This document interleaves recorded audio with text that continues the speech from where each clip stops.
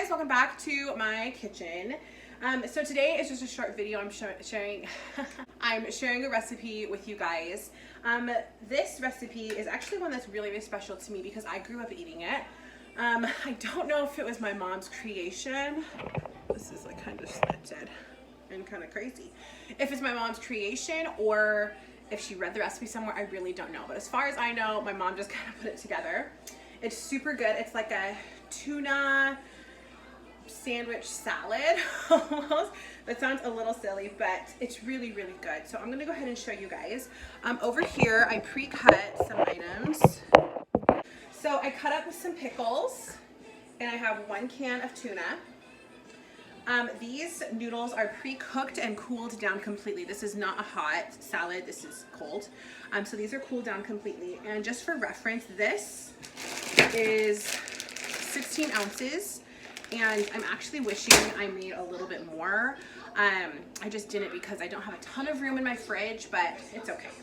And then you're getting some shredded cheese and some mayonnaise.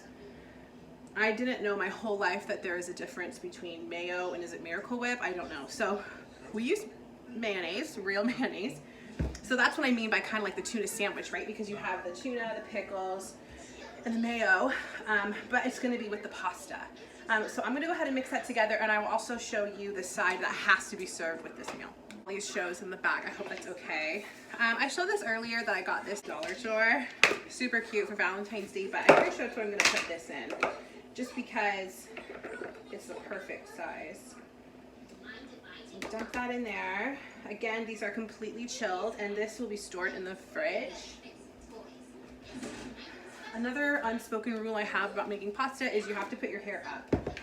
Regretfully, I have made pasta before where when you're eating it, this is so gross, like one of my hairs in the salad. And ever since then, when I've learned to like to cook, I am terrified. When I cook for like everyone, I wear a hairnet. Okay, so you're just gonna eyeball the mayo. I am not a big mayo fan. I like it really light. So I just kind of do a little bit, stir it up. And this is kind of like the sauce to it all. So you really want it to touch every noodle. Here's what it looks like. Mayo. Okay. Now you are gonna dump in the tuna, which proved really hard to open. So I'm just gonna get it out. Break it up if needed. And the tuna isn't really a strong taste, in my opinion, in this salad. With the combination of like the noodles and the pickles, it's really not that strong. Okay, pickles.